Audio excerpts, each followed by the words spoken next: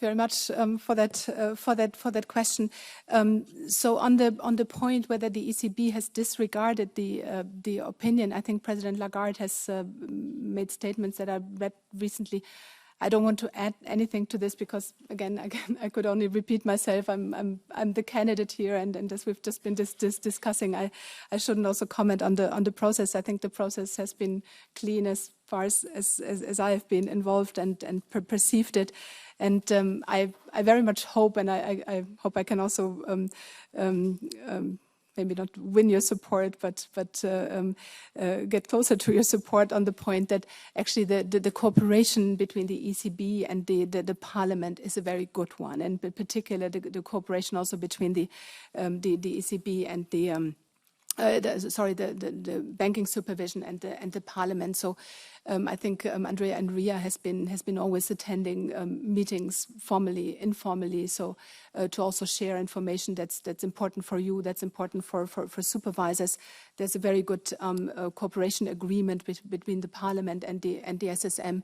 And I can just strongly commit myself that I would continue this exchange. And so I think that should be looking forward where the SSM and the Parliament should be cooperating. And I think there, as I said, there's many important projects. The missing elements on the banking union, that's where legislation has to be passed, but also where we can provide a lot of expertise from our technical level. On your point on the capital and liquidity regulation, and I think one of the big lessons that we've learned from the global financial crisis, it seems many years ago, but lessons easily get lost, is that sufficient capital and liquidity buffers are crucial. I mean, this is what we need in order to make sure that risks in banks don't affect the taxpayer in the end. I think also the liquidity part going forward is even more important than we perhaps thought, because we're moving from quantitative easing to quantitative tightening. So I think we should be paying more attention to liquidity. Is capital and liquidity all?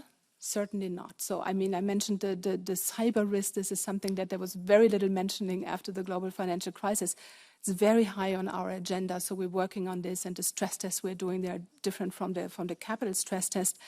And I mean, if you look at the entire SREP process, so the supervisory review and evaluation process, that actually has 4 elements. It's capital, it's liquidity, it's governance, and business models. And I think this is, for me, the biggest lesson from the turmoil it's sometimes said, but I think it was a very risky situation we were all facing in March. I mean, when do crises happen? When we have poor risk management at the bank level and then a big negative shock hitting. So this is where we need good supervision to prevent poor governance systems, and we need to monitor very closely what's happening in the environment around us. The SSM has actually done a lot. So there was a liquidity stress test, and also interest rate risk was high on the radar for the SSM. So that's why I think we're a bit in a better position than the US were at the time.